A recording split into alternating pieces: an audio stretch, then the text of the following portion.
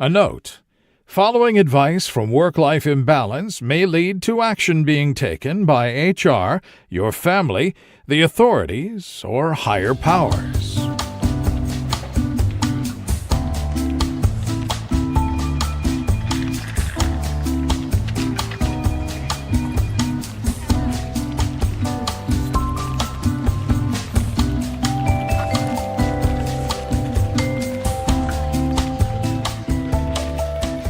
Welcome to Work-Life Imbalance, an advice show focusing on workplace and lifestyle issues. Any resemblance to actual advice, living or dead, or actual wisdom is purely coincidental. I'm your monstrous manager, Frank Eastman. And I'm your lovable office companion, Derek Lewis. As always, we'll be extra sultry, addressing some audience questions and taking on a few issues from the internet with sexy voices. But first, time for the daily stand-up, Derek. I did not mean to make this our Valentine's special, but, you know... Better late than never, sometimes I guess. It just happens. Yeah, I just felt like, you know what, for some reason, I feel sexy. And it doesn't happen often, so I gotta... When the mood strikes, gotta take advantage of it. Gotta embrace it, Derek. And you're putting it out there in the world for somebody, because I'm sure there's somebody who wants to hear that. You say that, but Jessica commonly wants to not hear me while I'm recording. So we'll see. Please stop. It's like, Jesus Christ. What do you have for the daily stand-up, Frank? So today for the daily stand-up, I went outside. So the last time you reported from your adventures of going outside, you got the twirly poos thrown on you by Satan's top hat. It wasn't quite that bad, but it was a lot longer. So not quite as misadventurous, but exactly, but more torturous in length. Gotcha. So I went to a Boy Scout camporee. Oh my God. Oh, buddy. Oh, this is bringing back some memories, man. When I was a Boy Scout and, you know, from the ages from like 8 to probably 12 or 13, every summer it was a camporee or whatever they called it. So I'm excited. I'm so excited, Frank. This is in my wheelhouse. Oh, well, I'm glad it's in somebody's fucking wheelhouse, because it sure as hell wasn't mine. So how many days of an event was this? It was a 3-day event. I went for 1 day, Derek. Oh my God. As I put it, I pay a mortgage so I don't have to sleep in a tent in the woods.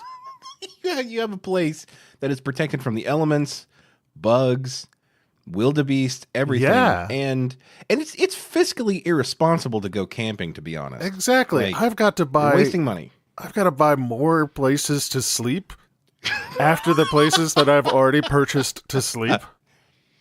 That's actually a fantastic point of why you should never go camping.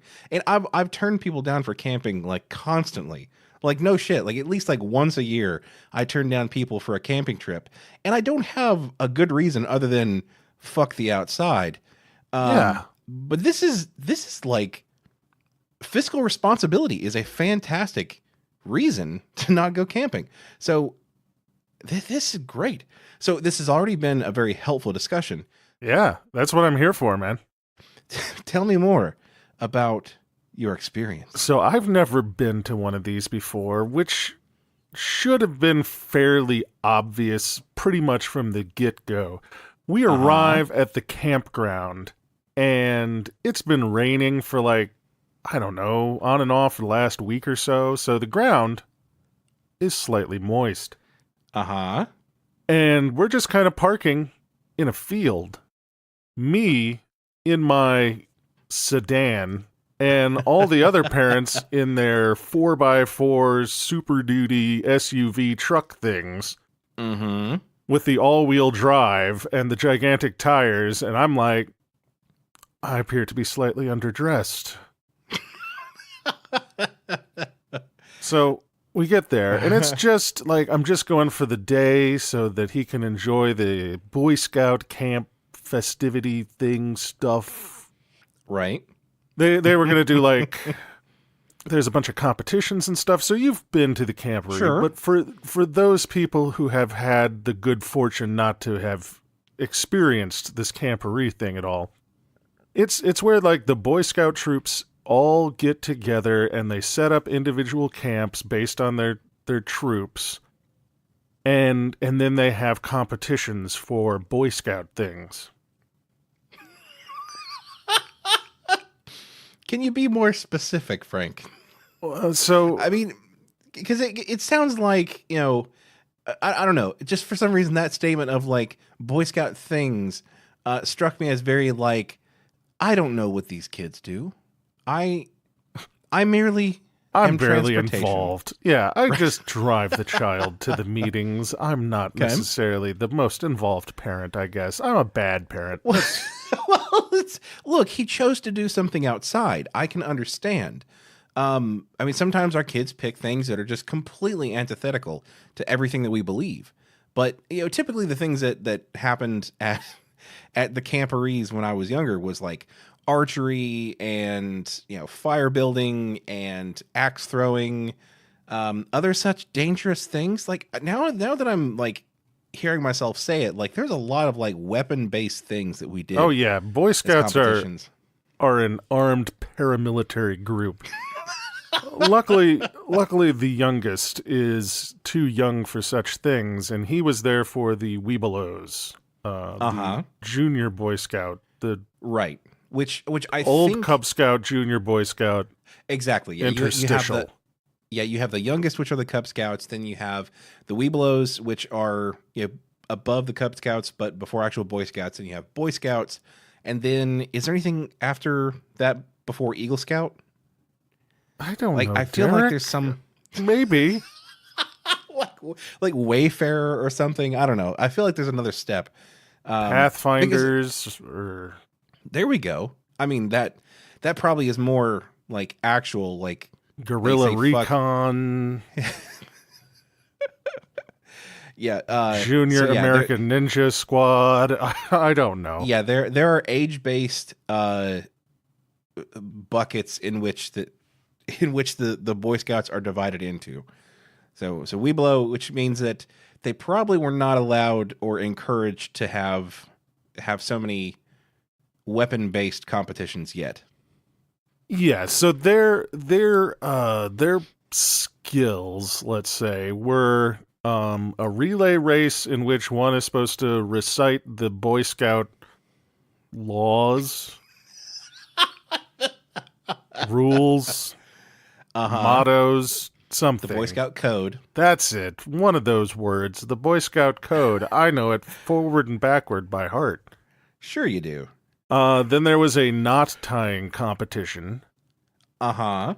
A flag for speed or for strength of knot? Speed and accuracy of multiple types of knot. Okay. Then there was a what they called a flagpole raising competition, which is where you have the pieces that are not a flagpole, and then you have to turn them into a flagpole, and then get it standing. Like the knot tying, yeah, I'm for. The relay race, you never know when you're going to have to run from a bear. That is a good skill. The flagpole raising, I'm not sure that even MacGyver ever like saved anybody by raising a flagpole really quickly. Like that. You never know when you're going to find yourself in the woods with two relatively short pieces of wood when what you actually want is a very long piece of wood that you can put a flag on top of. It could happen, Derek. I'm sure. I guess if you want to claim something and there's like a minimum height requirement for the flag in which to claim something, you would want it to be fairly high up, but yeah, you got to make sure there's no claim jumpers coming around the bend. The person with the highest flag gets the gets the land. Oh no, I've lost my gold. And then the last event was the string burn, which the kids kept mischaracterizing as the rope burn, and all of the adults were like, haha, no, that's something else. Okay, what's the rope burn? You know, rope burn from when you've got a rope and then that rope slides across your skin too rapidly. And but what the fuck is the painful. string burn then? Exactly. Here is the question. So that is where they have to taking only a pre-selected and pre-measured amount of firewood and a pre-selected amount of kindling in the form of some cotton balls and a flint and steel fire starter, and they have to start a fire, and that fire has to burn through 2 strings that are at 2 different heights, suspended in the air. Okay. Yeah, I mean, it's fun. Now that you say it, like it is a little on the nose. Like they could have come up with a slightly more creative name than that. I mean, I can't think of any, so like point to them, I guess. but like, so is it who can burn those strings the fastest? So the fastest. So yeah, they start timing as soon as like you pick up the first piece of firewood, and they time you through the building of the fire and the lighting of the fire, and then the fire, without you touching it, has got to rise high enough that it burns these 2 strings, which is harder than it sounds. No. I assure you, it's not, Frank. It sounds fucking impossible. Oh yeah, like, those little flint things that they give you. They're terrible. They're awful. Yeah. Like, if you said that I had to start a fire with one of those, or like freeze to death, or starve to death, or just be mildly inconvenienced, I'd be fucked. Like, there's no way that I could start a fire with one of those. I have tried. Like, I was in the Boy Scouts. I was given one of those. Like, my dad was like, you're in the Boy Scouts now. Here's, a steel and a flint. And, hey, if you can light something on fire, you can burn it. That's fine. I don't think I ever burned anything with that. You were given the keys to the castle, and yet you could never find your way in, Derek. Exactly. It was so sad. It is as difficult as you would think. The kids have done it before, and like I have helped before, so I know the technique. And it's not exactly a lot of fun, but we've done it and we know how to do it. Except it has been raining for the last week, and we're trying to build a fire on the ground while there is nothing dry whatsoever. Holy shit. The firewood that they provided and the tinder that they provided, at least, were both, stored such that they were dry when the kids started. Okay. But the moment they put them on the ground, they, of course, start absorbing water. And so if you don't get it lit real quick, it's just not going to happen. Oh, God. Oh. And so they were there. The guy doing the timing was like, you only get 10 minutes between the time that you start, and if you don't get the fire lit within 10 minutes, we go ahead and call it. And I was like, okay, I mean, that's a reasonable time limit that no one's going to need. 9 minutes and 59 seconds later, I'm like, well, sorry, kids. I guess you just aren't going to start this fire. and they didn't, and it was kind of sad. Like, the kids were very frustrated, and then of course the scout man, he comes over, and they're like, man, I don't think we could get this started at all, and he's like, let me see, and he just goes, and it's like, well, okay then. Just like all 10 fires just spontaneously combust when he strikes at once. Like, it's not fair that you're a wizard, Tim. Yeah, I was about to say, like, what does that say? Does it say that he is that much better than all the kids? Or, like, is he literally just a wizard? Yeah, like, I'm going to vote for wizard. He also had, like, an English accent, so I think he was, like... he's on the run from the Harry Potter world. Right, yeah. His escape from Hogwarts was to come to rural America and torment small city kids with Boy Scout activities. The whole thing about this like festivity and competition that I'm hearing, I'm seeing a very particular theme throughout all of it. It seems like they are training people or training kids to be arsonists, because you have the obviously the fire making. Like, the faster you can start the fire, the sooner you can tie a rope together and scale down the building and then run away. Like, all of these skills are preparing you. Maybe not the flagpole Secret thing. agents. That the flagpole thing, that one is not quite like the others, but the rest of them are training you to successfully get away with arson. I have the stick on fire, and now I want the stick on fire to be high up in the air so that I can make things on fire high in the air. So that you can make fire, but higher. Exactly. At the end of the day, at least the kids had fun. For my kids' troop, of all the kids, 3 kids showed up. Uh-huh. Yeah, and one of those kids was like the scoutmaster's son. So I don't think he had a choice. Sure. And so it was like just me and then the scout guy and then one other parent.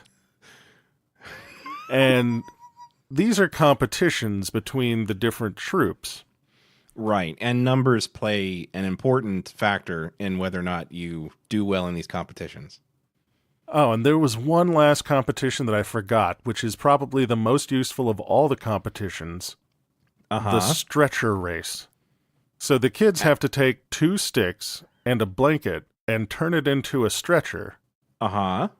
And then take one of the other children and put them in the stretcher and race. And then take the child out of the stretcher and then put him back in the stretcher and then race and then disassemble the whole kit.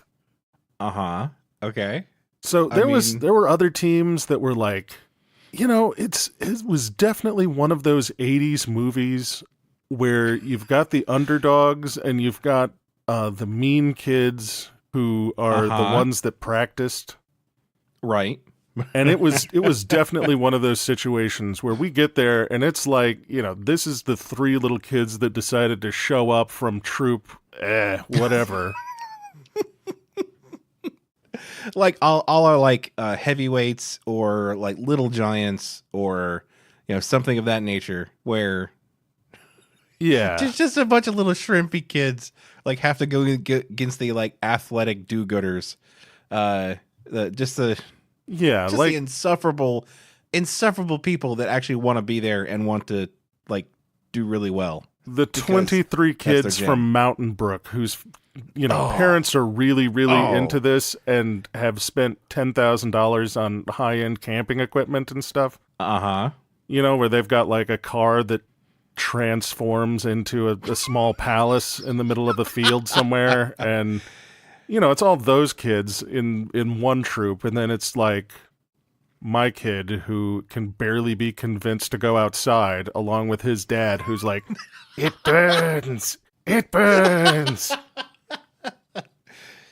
And they came within like a couple of seconds on several different things from actually placing, like first, second, third. The kids actually named, because they each competitive group got to name themselves. They decided to name themselves the underdogs. So they knew going in. They knew. Okay, I mean, at least they were aware of. If not the comedic potential, but at least the reality of their situation. So you can't be too disappointed that you got your ass completely beat. Like, that was definitely, I was in that similar camp. But yeah, I am certainly aware or certainly familiar with doing all this stuff and getting just your ass beat by rich kids or kids that were just far too into it. And I mean, frankly, like, we didn't deserve to win, but we wanted to. Like, you had heart, and right, we in had cinema. That means that at the end somehow you will win. In real life, you've got heart, and that just means that you gave it your all and still got the shit kicked out of you by the better prepared, better looking team next door. and really, is what could be a better preparation for life than that? Yeah, you tried, and that's all we can say is that you tried. The great irony of the whole thing is, like, even if we're going for the movie-based cinematic version of events, Sure. the number one team was, of course, as I said, the rich kids with their transforming cars and parents that are way too into this and are probably reliving something through their kids. Absolutely. The other team that was like second place was a little more like they were the ragtag group. Like we were under the ragtag group of underdogs. We were the guys that aren't even shown in the film. Because the guys that did place like third had the husky kid. Sure. And the awkwardly skinny kid. And when you've got, kids on the dimorphic edges of the spectrum like that, that's good television. That's good film. And they placed. So I think they were probably the heroes of this particular narrative as opposed to our kids who were just background actors. I was about to say you gave all the kids the experience that will prepare them for the rest of life of being background characters and extras in everything they do. Yeah, you're not even really the plucky underdogs kids. That's the husky guy giving it all over there who managed that spot is filled. Managed to figure it out because everybody loves a good underdog story. You're just like three kids who you showed up, and I guess that matters. Frank, I think we should be prepared and go to a question from the audience. I have a very important question to ask you. Is it the apocalypse or something? I was in the ladies' room of a diner. Are you still with me? Ladies' room? And I heard a person open the stall and leave without washing her hands. Oh, no. Now, not again. I don't need to get into details about what women need to do before leaving the toilet, but as you know, it would be imperative to wash your hands afterwards. Should I prepare a bunker? Say goodbye to family and friends? If it's the end of the world, I'd like to say that I was happy to make your acquaintance and wished that I could have met you face to face. Melissa from Brook Reading. Oh, once again, one of the most sinister problems of social life has reared its ugly head again. See, it's not just the dirty boys; it's the dirty girls. It is the dirty unisex people. It is no longer specific to one or the other. We merely have our scope of experience, which is primarily being men that go into men's room and notice other dirty boys that do not wash their hands. But it's an epidemic that crosses all boundaries, all socioeconomic climates, and I'm very afraid. I have noticed, and don't question why I noticed, but I have noticed an uptick, a pattern, if you will, in people being dirty boys and or being dirty. Okay, so let's ungender specify this. Dirty what? Dirty people sounds too just too non-specific. That's like I don't know. Agender nastiness is.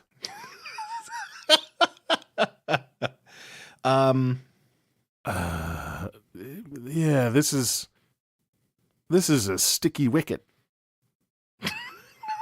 Well, that's not it. Maybe dirty kids?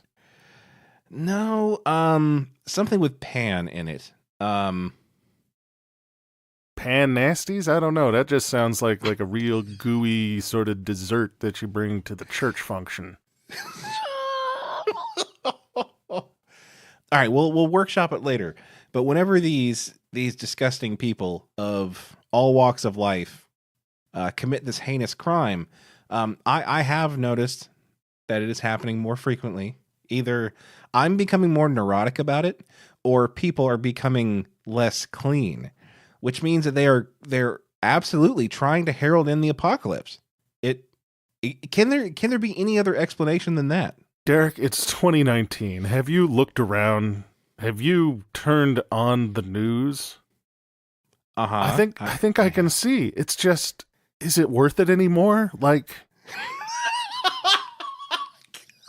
Are you saying because you're trying to like protect yourself from germs and why bother anymore? Yeah, like now's the time. Now is the time. Just commit all the toilet crimes, guys. Just if nobody's getting prosecuted for anything, just nobody's stop paying getting out of attention this to one toilet alive, man. Nobody's getting out alive.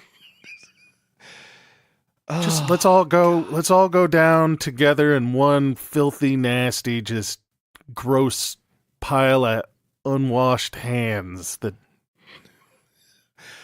I mean, that does sound like a heartwarming way to go, but at the same time, that's one of those things where I would rather like I don't know, even if like okay, let's say there was an entire a Jim Jones situation where there was some poison Kool-Aid and and everyone was agreeing to not wash their hands before they got there because it didn't matter. Like, I still probably wouldn't go because somebody is preparing that Kool-Aid with dirty hands.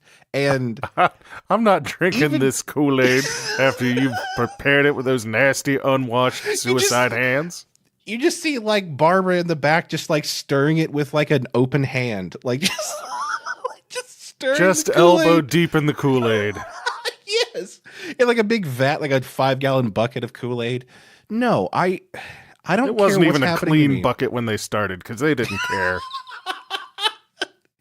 I mean, There's I a leaf in it.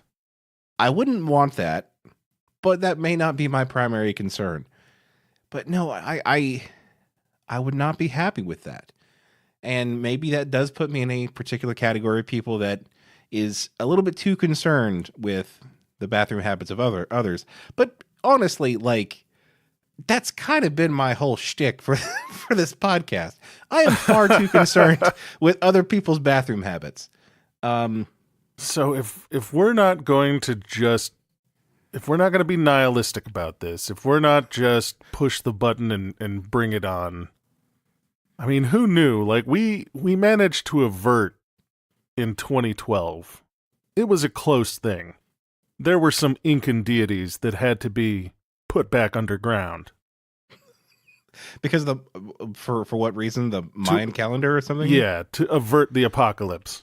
Ah, okay, gotcha. And now we're just throwing it away. Now we've just thrown it away. It's like they worked so hard to preserve the earth for us. And we have squandered it by not washing our nasty fucking hands. And I've got the gender neutral term. We've already come up with it, and I think we should revive it. Okay. Toilet criminals. We'll I call like it it for what it is. These people are toilet criminals. I think you're right. I think we were trying to be too clever, but that's the long and short of it. They are just simply common toilet criminals. And I, for one, am tired of seeing the justice system care not a bit about it. What can we do about this, Frank? Do we have? Is it our moral responsibility to start up and self-fund the toilet crimes unit? It's not where I wanted to go, Derek. I didn't want it to come to this. But no, this is how we get into this situation. Like, we always assume that these toilet criminals are going to get their comeuppance through some other avenue. We think that the justice in this world has to be good enough to bring toilet criminals, the recompense that they deserve. And we've been lazy, and we've assumed that other people are bringing that justice, when really we were put on this world to be that justice. I mean, if the legal system is failing us, Derek, then we're not part of Law and Order Toilet Crimes Unit. Uh-huh. We're on our own. We're vigilantes. That's pretty good. That's not bad. We'll get masks. I'm trying to think. I mean, could you go so far as to say that we're superheroes of some sort? If we're going to put a stop to this because no one else will. I mean, superheroes or supervillains. At this point, I'm not really concerned. Like, as long as the job is getting done, as long as this toilet crime is being stopped, they can call me what they want. I'll be whatever people need me to be, as long as toilet crime stop. I see. You're on the Magneto was right side of things. Exactly. I see. Yeah.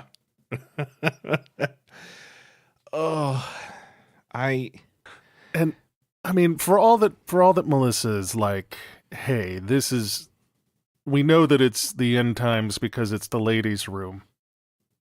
I, in the dim reaches of time, had a job where I was the person who cleaned things. I've been there, I've been all up and down the org chart.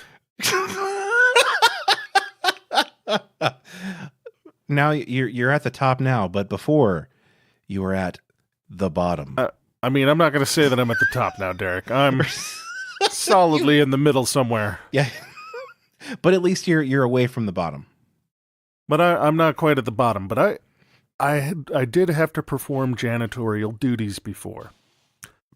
And there was one thing that I rapidly learned that was unexpected. Uh-huh. And that is that while cleaning the men's room was gross, cleaning the ladies' room was a horrifying experience. As someone who is in a very similar situation, I will have to agree. I don't know if it was because we are guys and the messes are something that we had not experienced before, but they did seem to be on like a totally different clip. Like there was a level of devastation brought to the ladies' room that the men just didn't see. Oh yeah, the first time I went in there, I was like, did whoever did this survive? Because this seems like a lethal amount of matter to be strewn about. Oh yeah, I'm like, I don't know. Can one human being survive having used that much toilet paper? I mean, there is so much feces that it had to be a team of people. Like, surely no one human can produce this mess. Like, so I don't know what it is. Like, you have an imperative to trace down this person because they are a scientific marvel and they need to be studied for their horrible, horrible superpower. So, that was. I mean, it was every single time. Every single time I went in there, it was a nightmare. There was a few things from that time that I wish I didn't remember, and cleaning up the ladies' room was definitely one of them. Just sometimes I'd go in there and go, why? Just... We're a civilized society. Why would anyone do this? Don't they know that someone has to clean this up? Like, just... Oh. But, I mean, honestly, like, take that and just roll it forward to today. And, the people that are committing toilet crimes today, I feel that they are probably in the category of people that are like, nothing matters anymore. Left is right, right is left, up is down. So who cares if I shit on the walls? Like, I think we've hit upon what it might be, Derek. It's a growing problem. Uh-huh. And the root cause are the changing tables. Because that is exposing the next generation at an earlier and earlier age to the crimes being committed in the toilet. It's normalizing it. It is desensitizing them.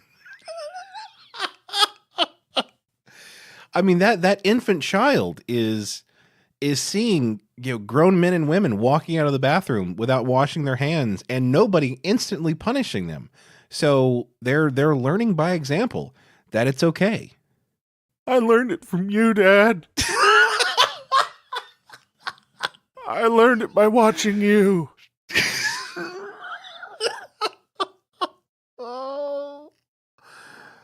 Oh, We have to put a stop to this, Derek. They tried to say that it was violent video games that were the root of all of societal ill. clearly incorrect. Clearly incorrect. It's the changing table in the bathroom. We have to stop exposing our children to these toilet crimes, lest they become the next generation of toilet criminals themselves. But the thing is, Frank, you can't fix everybody. You can only fix the people that are within your sphere of influence. Though I do find that a tasteful pamphlet in the bathroom may help. Like I have thought about it. Like I'm half goofing, half not. Like I think there should be a series of pamphlets created. Not super high quality paper or anything. They need to be so cheap as to be mass created by the millions and distributed into every restroom that just explain how germs work, the bare minimum of germ prevention, and maybe just some stats. Like of all the things, like if I forget exactly what the statistic is, but there is a statistic that if anything within like 50 feet of a bathroom, there is fecal matter on it. Like that is unconscionable that we live in a society where that is true. Maybe we can, it's kind of like a scared straight. It's kind of like a chick track, but instead of teaching about Jesus, it's teaching about the feces. And I think you're onto something, Derek, and immediately what comes to mind, the best medium for this, we print it directly onto the toilet paper. So that they can't help but be exposed to the message. And it just says, wash your dirty fucking hands over and over again. Or maybe it's more like bazooka gum. Each individual sheet has like a little cute thing on it. But I don't want people to get distracted. Right. I was about to say, like, if we're going that route, like, people are in a hurry sometimes. Like, we need to make sure that the message is concise and it is bolded. Just in sequence. Sheet number 1, wash. Sheet number 2, your. Sheet number 3, fucking. Sheet number 4, hands. And then just over and over again. It's just repeated. This is not funny. This is just brainstorming how to actually fix it. And like, this is deadly serious. I'm sad that I don't have enough money to fund these things. Like, let's contact Shark Tank. Let's contact like a humanitarian organization with this plan, because it is an imperative. We have a responsibility, Frank. I want to be there for that Shark Tank pitch already. I'm like, sharks, how many times have you been in the restroom and someone has opened the stall and walked out and you never heard them wash their hands? And then like some music, and then I whip off a thing and I'm like, presenting, and then we've got to come up with a name for this product, Derek. Right. Oh, okay. We will workshop that offline. We will come up with a pitch, because I feel it's irresponsible for us to let this one go.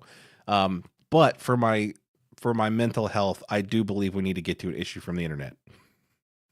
All right. This issue is entitled, "How Can I Ask My Guests to Leave?" by Armin B. This is a good one. This is why we don't have guests on the podcast. So carry on. Some weeks ago, my girlfriend and I invited another couple to our home, which is about 15 minutes away from theirs. I hadn't seen them in years, and my girlfriend didn't know them at all. So they got to know each other, and we had a nice conversation and everything. Around 6 p.m., and they had arrived at 1 p.m., I was starting to get nervous because I had an important meeting with a friend at 7 p.m. I could not postpone. I made a mistake by not telling the other couple in advance that I had to do things at 7 p.m. because I didn't expect them to stay that long in the first place. They enjoyed our company and didn't seem to want to leave soon.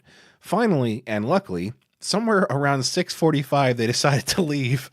I kind of supported them in their intent by not saying things like, "Oh, what a pity, you could have stayed longer," but rather, "Okay, it's getting late. We have to prepare for tomorrow's workday," in order to make them leave immediately. The whole time I was wondering how to tell them how to leave, how to tell them to leave without making them feel bad. I was thinking about how bad my excuse would sound, although it was true. How can one handle such a situation properly?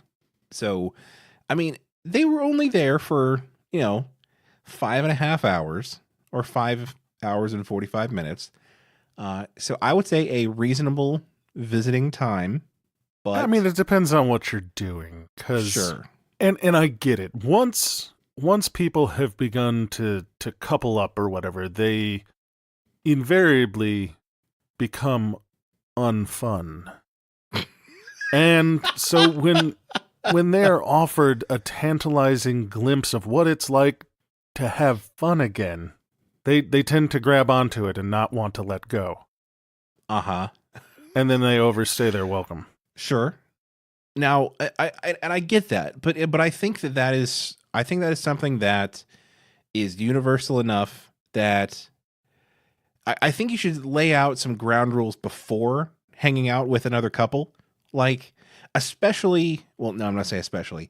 Sometimes people just want to get away or like you said, re-spark some of that excitement in their life.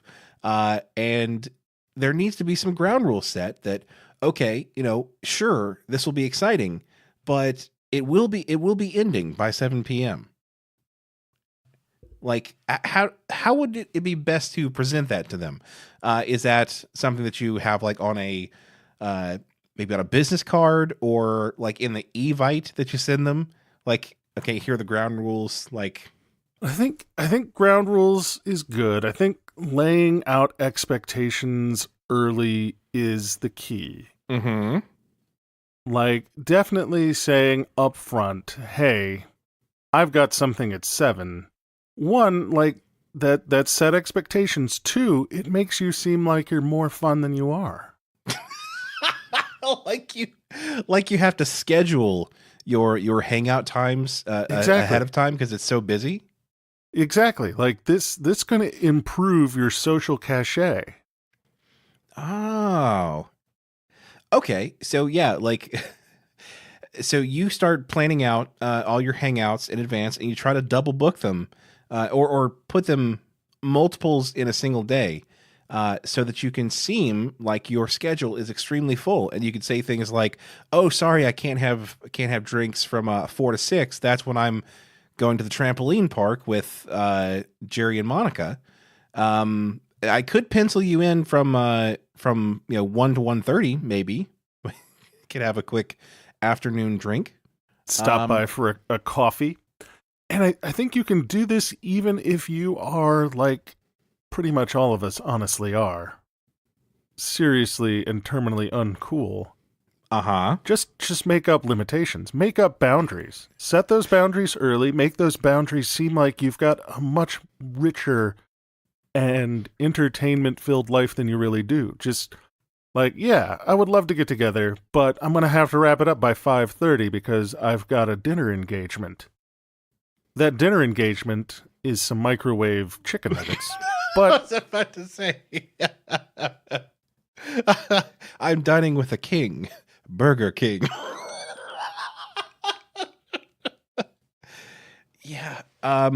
So I have in the recent past done that to somebody before. Said, "Hey, I've got a thing at like 5:00, so I need to be peacing out by then." It wasn't true. I just really wanted to be home around that time. Like I can be far away from the house and my PJs just call to me. It's like, "Derek, those pants are wildly uncomfortable. Come put me on." Come to us, Derek. Right, come to us. Be free in your own home. We have elastic waistbands here, Derek. no belt buckle clasp in sight. So yeah, sometimes I will, even if I don't have something planned, I will say, "Oh yeah, I got to be out by like 6:30 or something like that." It'll give me a decent amount of time to hang out and chill.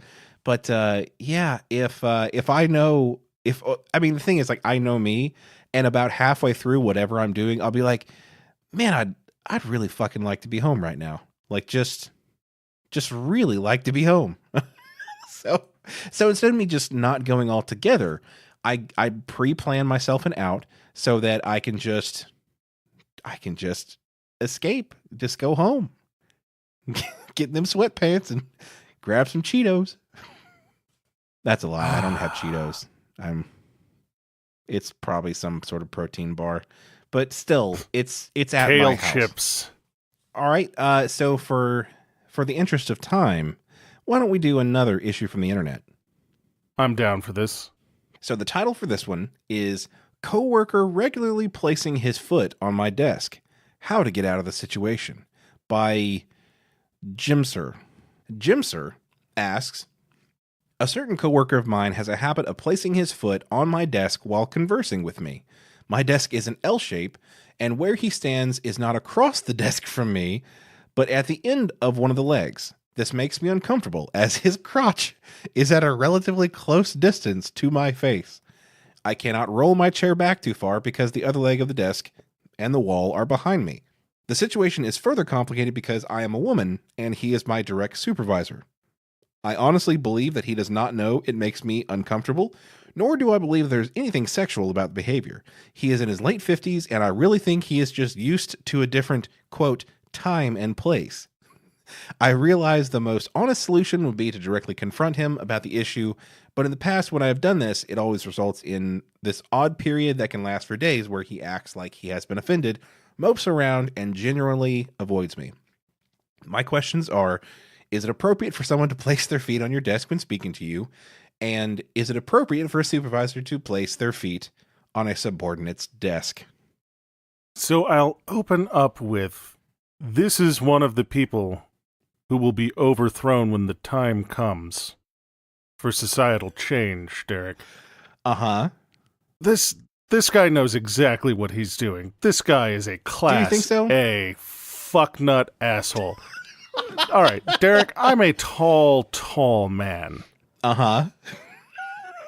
Even with my height, given the average height of your usual work surface desk, it would be awkward in the main for me to get my foot up onto the desk. That's like I'm doing some deep stretches, kind Right, of getting up there. You were doing at least a solid, mid-level yoga pose to get that foot up on the desk. Like chair, like the base of a chair, or maybe one of those rolling 2-drawer file cabinets. Uh-huh. Like that, conceivably, someone can comfortably place their foot upon and be like, I just like standing like this. Right. Because I'm Captain Morgan. But if he's gonna hike his shit 36 inches into the air, 3 feet, he's going to be hiking up and putting his foot down. That's not normal. That's not a comfortable position. Well, I don't think that there's an argument to say that they are, normal about it, but do you think there's not any chance that they are just completely oblivious to zero chance to the posture that they're enacting? In my heart of hearts, this guy knows exactly what he's doing, especially since she's already pointed it out. Right. And so he gets offended and butthurt and swans around for a while before going back to his nard parade. his nard thrusting ways. Yeah, no, this is just regular old run-of-the-mill sexual harassment. So I wish there was a little more detail in here, because I've had a boss that was a little too, I wouldn't even call it friendly. Like he was just oblivious to the space that he took up because he had the privilege in which he could be completely ignorant of any space that he took up. And he did often. Like he did not realize that, when he was like leaning back and stretching, that he was like nearly punching people in the face. If he was like coming out of a door, like he would throw the door open regardless of who would be behind the door. He was not, I wouldn't call him a good person. He's not a good example of like somebody who was still woke but oblivious, like if that can coincide in a being ever. But like I can believe that somebody can be this oblivious. Like he would do those type of things. Like he would get like he was a very athletic guy, so he would commonly like do stretches. So he wouldn't like do the Captain Morgan pose on a desk, but he would literally like put his foot in like a hamstring stretch onto my desk, and it kind of like bend down, touch his toes while they're on my desk, and then have a full-blown conversation. That is not to say that that someone Yeah, but couldn't... he wasn't like dick out for Harambe about it.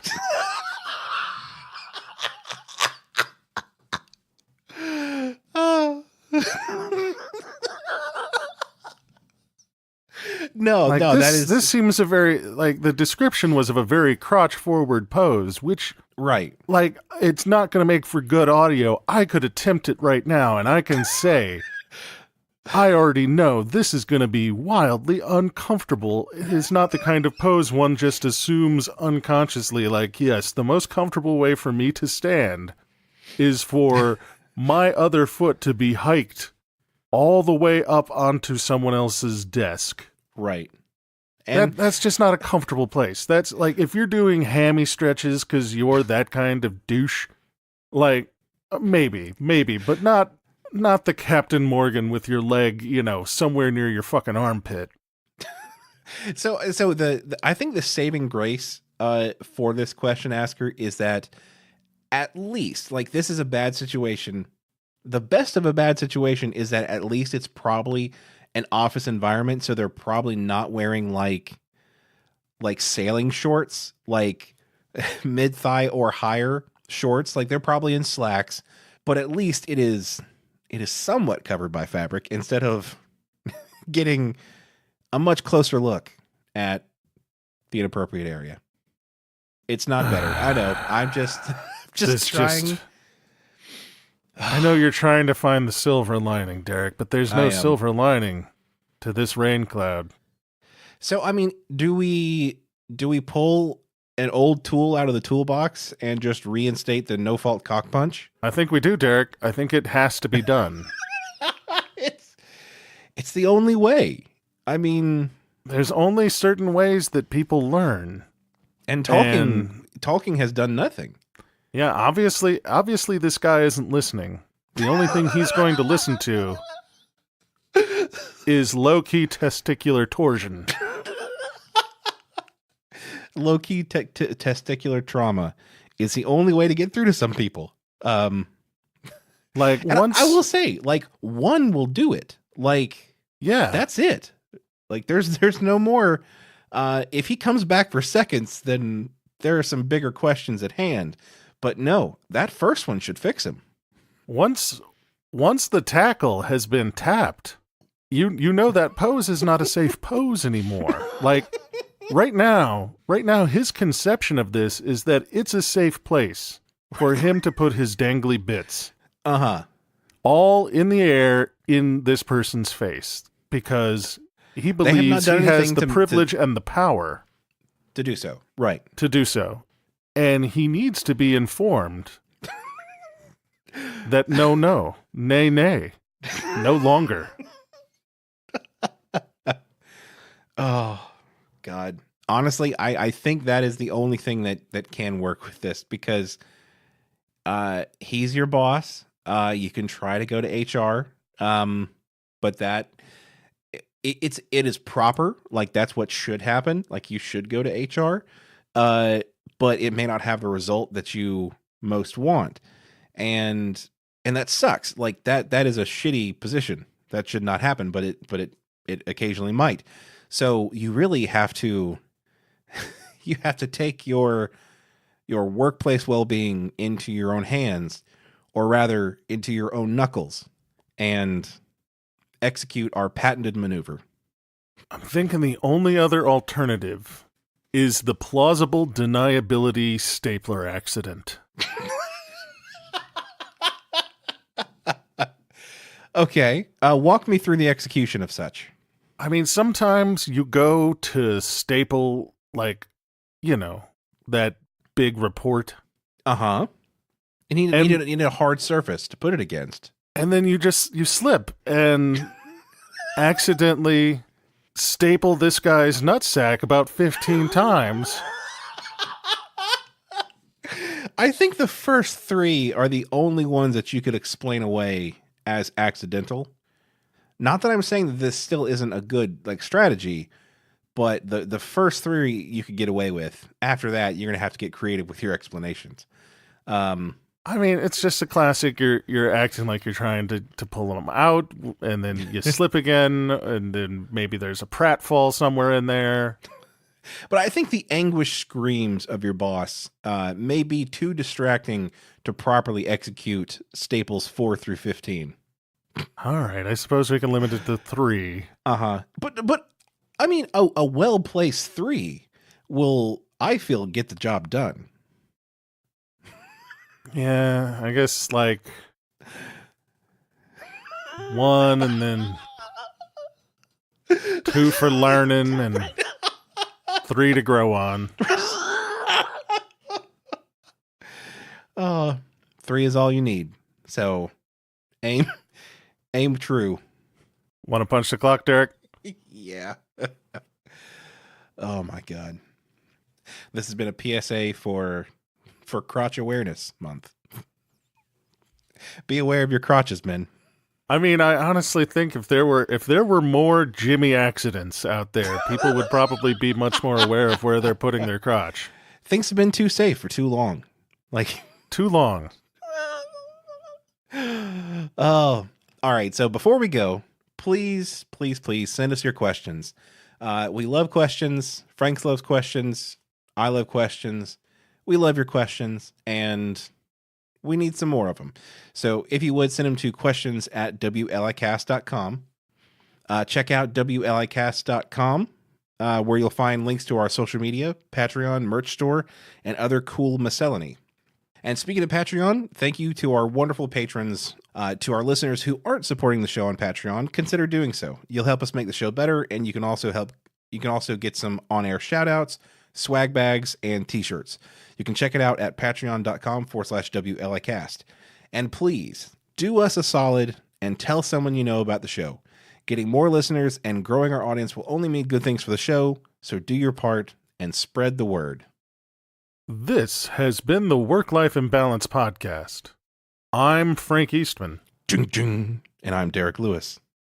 And with that, I think we're going to have to transfer you to the testicle trauma unit.